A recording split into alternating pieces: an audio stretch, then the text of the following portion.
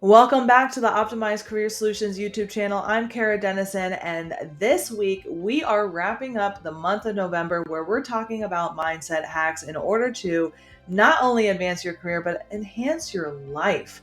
And this week we're talking about the big scary. We've saved the best for last. We're talking about rejection. Oof. I don't know about you, but it is one of the biggest fears that most people have.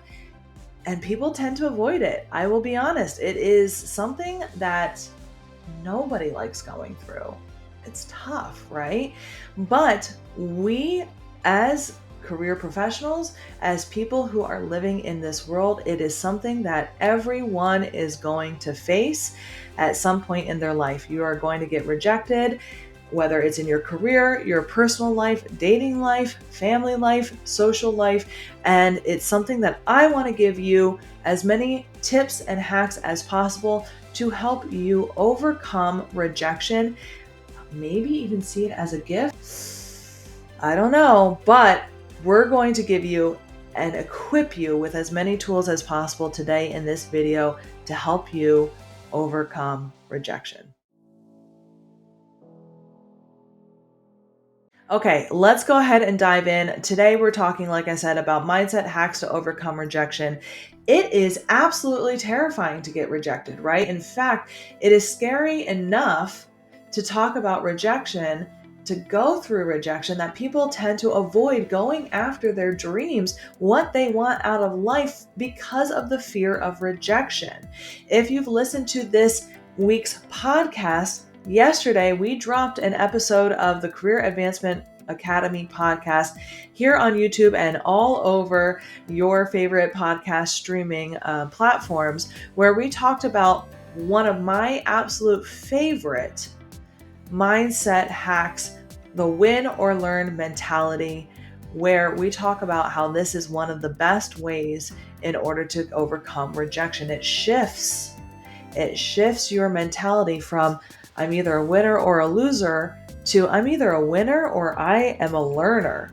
And this by far is one of the best mindset hacks I can ever teach you, because it has by far changed my life, changed my husband's life, changed my team's life, and changed my client's life.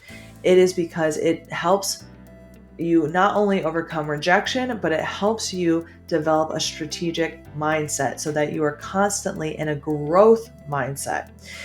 In fact, let's talk about what the difference between a fixed mindset and a growth mindset does when it comes to rejection.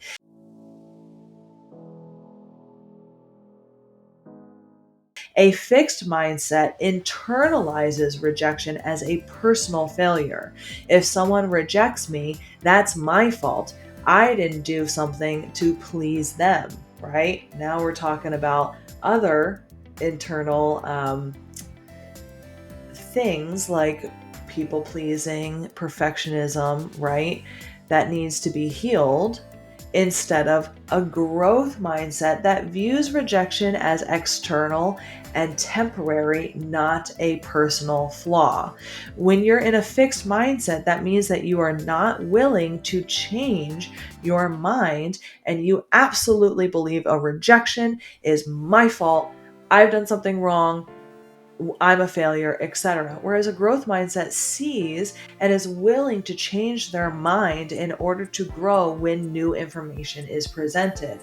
When rejection happens, by the way, the dirty little secret about rejection is it's never about you, ever. When a rejection happens, it's because someone is saying, for me, at this time, this is not what I'm looking for.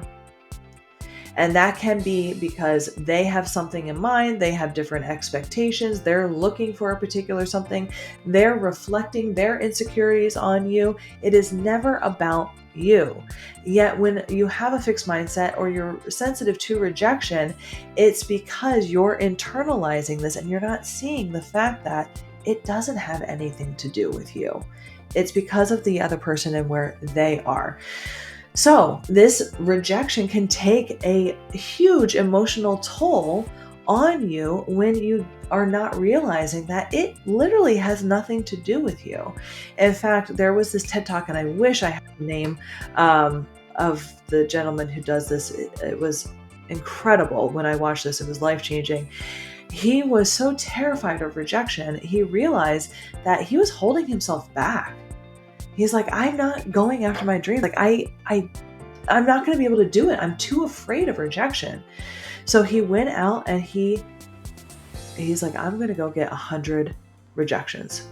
That's my goal. I'm going to get 100 rejections. And he started asking people for the craziest things. He would knock on a neighbor's door and he's like, can I go plant a flower in your yard? And the first person was like, no, but you can go ask this person. She likes flowers. The person giving the TED Talk realized that rejection is not about me.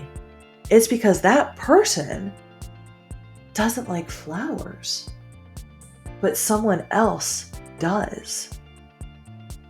And so when we're going through a job search, when we are looking for someone, maybe in a dating relationship, when we're looking for a specific something, when we're going out and putting ourselves out there, rejection is not a personal failure. It's simply, most times, a numbers game.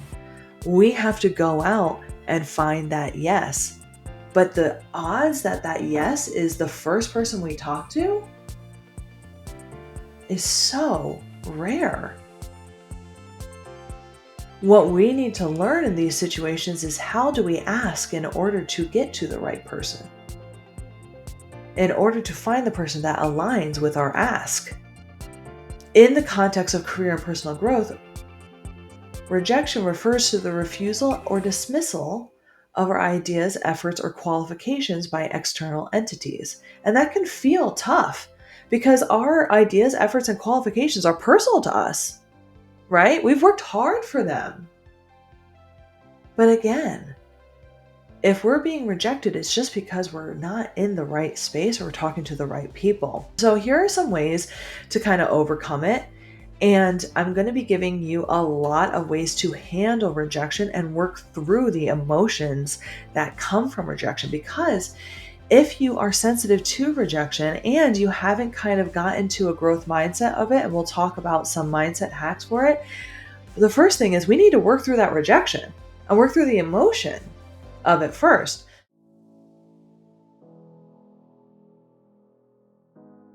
So the first thing is being self-aware, recognizing the emotional and physiological symptoms of rejection. Being aware allows you to confront those feelings and work through them consciously. So when you are rejected, what's happening?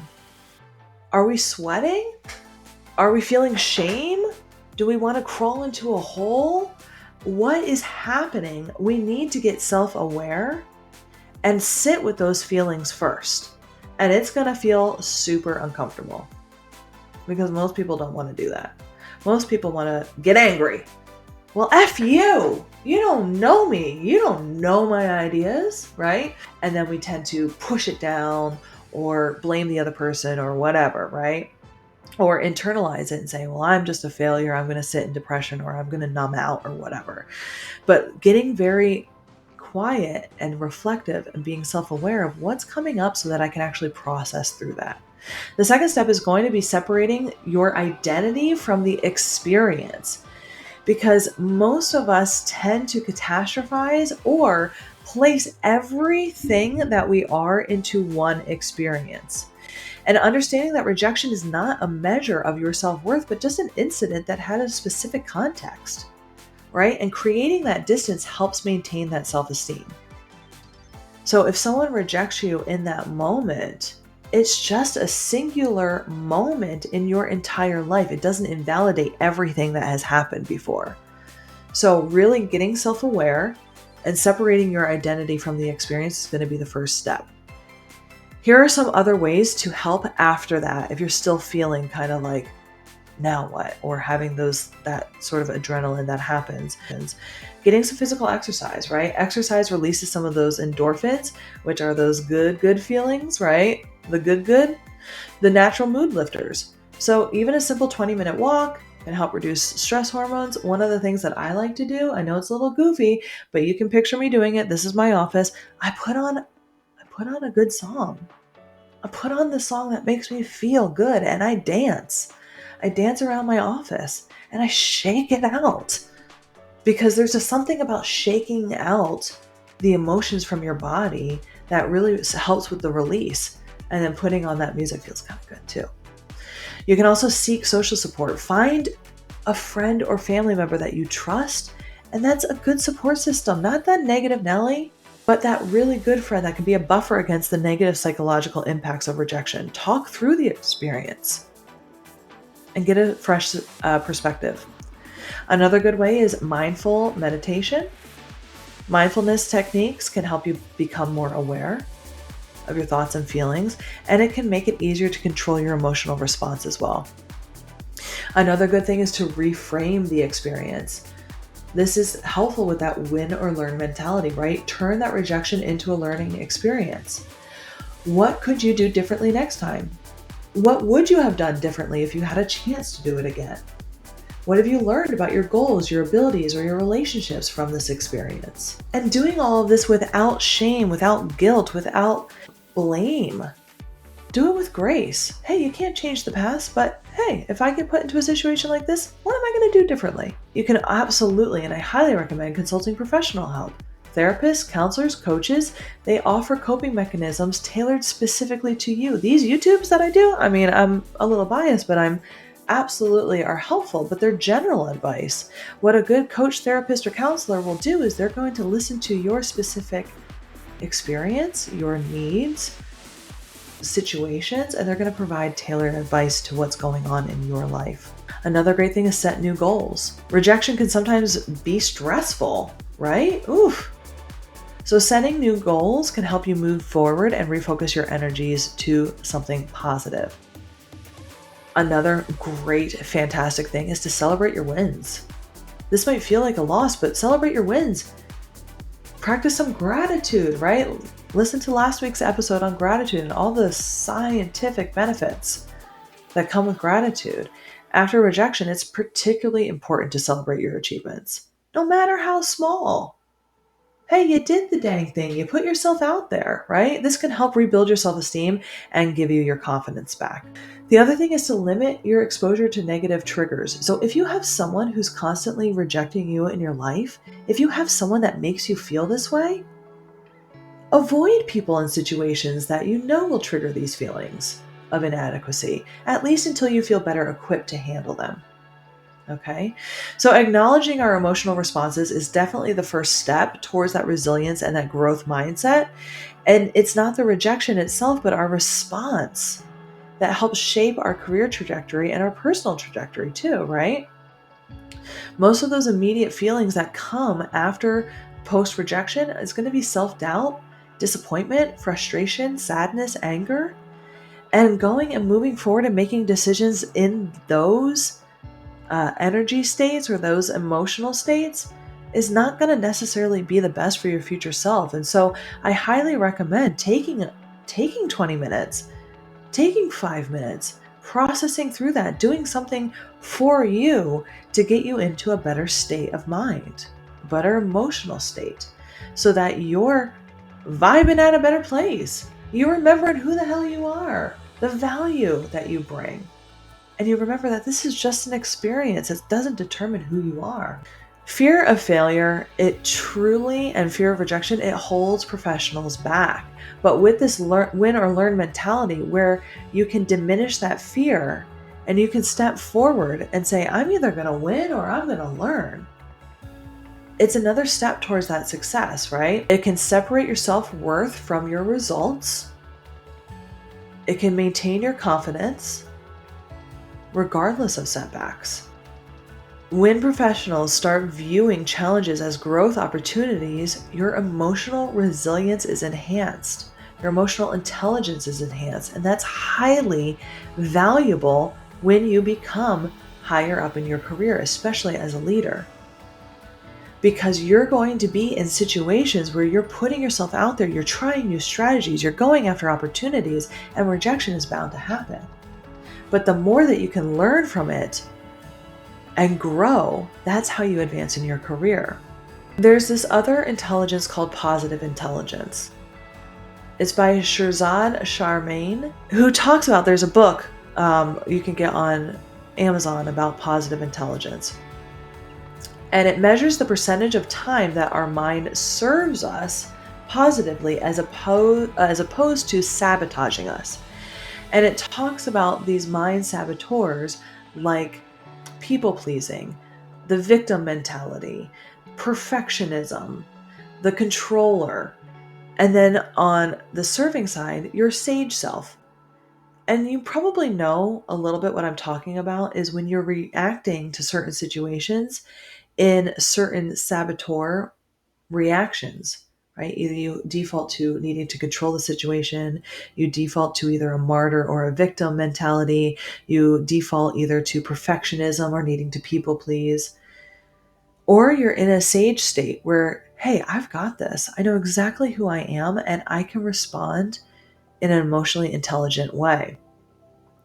When you can train your mind to act in your best interest, those saboteurs kind of get quieted. And those rejections become catalysts for introspection, growth, and eventual success because you're acting more in your sage space instead of letting your saboteurs take over.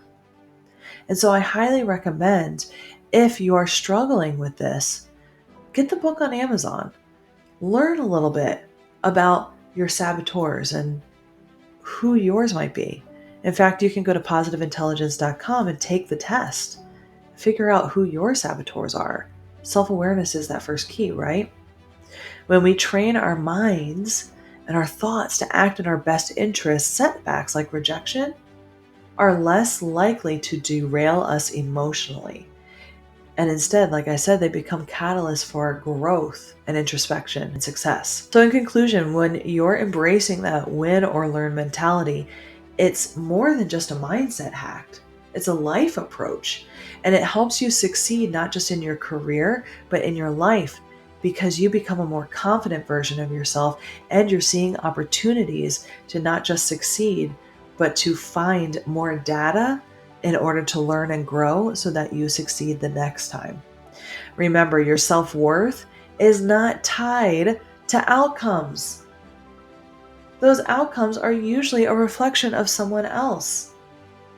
Your self-worth is rooted in your continuous growth. Every challenge carries a lesson. It's up to us to uncover it and to apply it. In the journey of professional and personal growth, remember, it's the journey that shapes us, not the destination. And sometimes for high achievers, that's a little hard for us to reconcile. It was for me too. But this journey of learning and growing, that's where the magic happens. Have you been able to embrace this win or learn mentality, or is this something that you're still struggling with? I'd love to know. Let me know in the comments. I hope that you have an amazing rest of your week. Stay tuned for next month when we're talking about ways to prepare for the new year so that you're making the most of it, including performance reviews, etc., so that you are boosting your career and advancing your career and setting yourself up for success. If you're a high achiever, most of your competition, if you're in a job search, they're taking the month off, but not you. You're going to be ahead of the game so that you're starting the year strong. So make sure that you're subscribed to this YouTube channel. Make sure that you're subscribed to the Career Advancement Academy on your favorite podcast platforms. Leave us a 5-star review, and I'll see you next week.